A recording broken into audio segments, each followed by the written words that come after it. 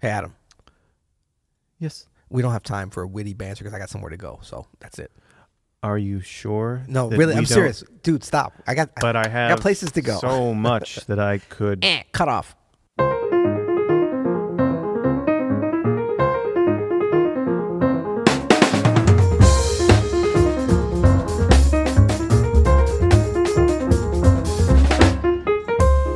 I'm Adam Maness. And I'm Peter Martin. And you're listening to the You'll Hear podcast. Daily Jazz Advice coming at you. Coming at you pretty fast today because Peter has to go, but we want to remind you that we are sponsored by the Oxford American. Please go to oxfordamerican.org/YHI to take advantage of some great deals on... Started fast and slowing down. Luckily, I've had about 6 pots of coffee today, so I'm ready to go. Well, remember, most people listen to the podcast, and I don't even know if you can do it on YouTube. You can always press 1.5 to listen to us, but I wouldn't recommend it today because we're already at like 1.7.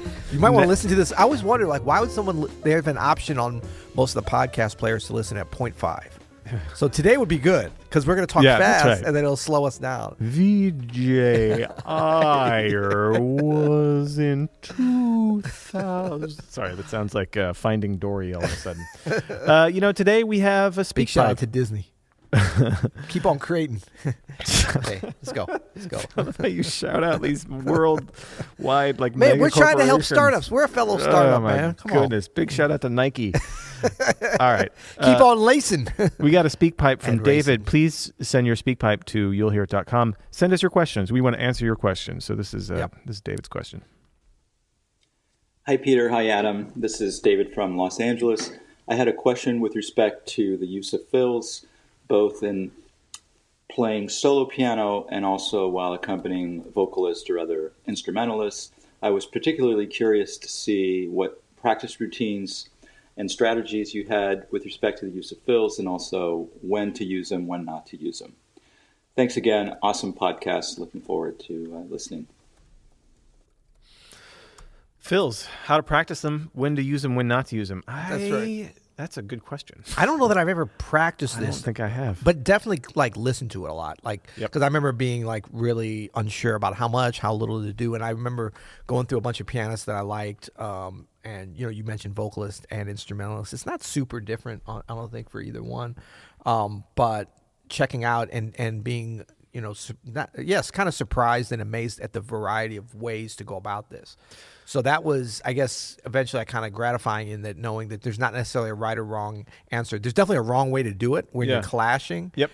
So I almost think listening to what pianists do is important, but it's really listening to what a singer or instrumentalist is doing in the moment becomes the important thing. So maybe things that you're practicing where you're cluing in on listening to who you're playing with and kind of breathing with them and really getting to know their phrasing so that you know when you can fit it. Because you can't go in with a pre-practice plan on this. Well, and the better you get at listening, the more you have available to you to do. You could actually play as someone is singing if you're really good at listening and you're really good at supporting. I mean, you are really good at this.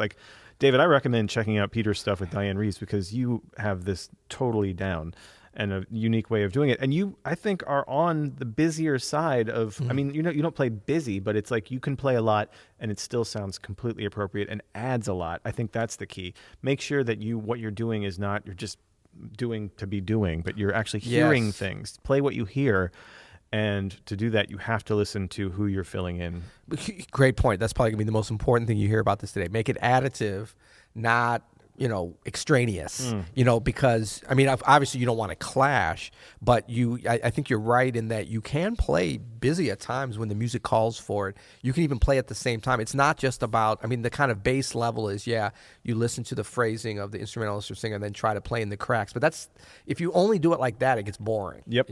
And it can almost become we have this conversation here. We don't really plan this out, but sometimes we both speak at the same time. It can't just be... we can do that a lot. Yeah, see how great it comes across? Yeah, it doesn't happen, right? You know who is good to listen for this? Antonio Carlos Jobim. Oh, come on now. Master. Tom Jobim. So we have this course here at Open... Friend of the podcast. Well, we hope. Would be. We have this course here at Open Studio, the Brazilian Rhythm section. Yes. And those cats talk about it. And our friend Elio Alves, who we're about to release a course from, great Brazilian jazz pianist. They talk about Tom Jobim's ability to basically orchestrate things underneath the melody, underneath a singer, underneath a horn player.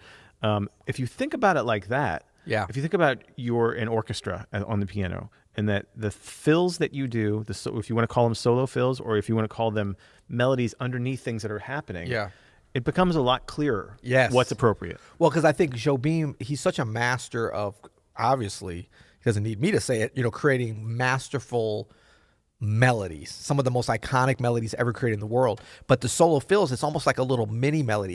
You can't use as a fill your most masterful melody, because that can compete with the actual melody that's going on. So it's like little riffs maybe. But I mean, Duke Ellington, look, you're talking about great composers that know how to do this. So it's like knowing when to kind of scale it back, not the melodic quality level, but the kind of depth of it and whatever, and making it appropriate to that. And so then you can get into some non-competitive kind of playing with your fills. I would direct David from Los Angeles and others that are interested in this to Oscar Peterson as well. Kind of a different take. Now you're gonna get into some very busy accompaniment playing a lot that can work.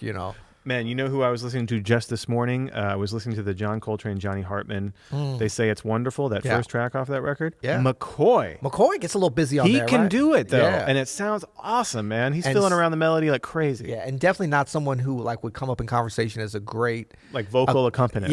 But only because he hasn't done it a huge amount on recordings. He was killing it. Well, I mean, that's one of the best versions Obviously, ever. No, that's good stuff. And I think also the ability to listen while you're playing. Now, maybe that is something you can kind of practice. I mean, most of the stuff you got to look. If you've got a gig with a vocalist or instrumentalist, you're gonna have to practice this on the job. If not, hire one to come over, or cook them a dinner or something to come over.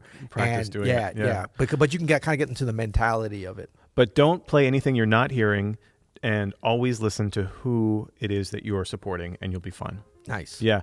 Thanks, David, for the speak pipe. If you want to leave us a voice message, go to you'llhearit.com. You could also leave us a rating or review. We love those 7 stars only, even though they are impossible. And why do you always focus on that, man? Because it's funny to me that we ask for something that is impossible to do. I love your confidence. I mean, just because it was funny, 75 episodes, is it really still? What do I talk about? Buddy, this is episode number 1 to a new listener, so I don't care. Until tomorrow. Now we turn into something funny. You'll hear it.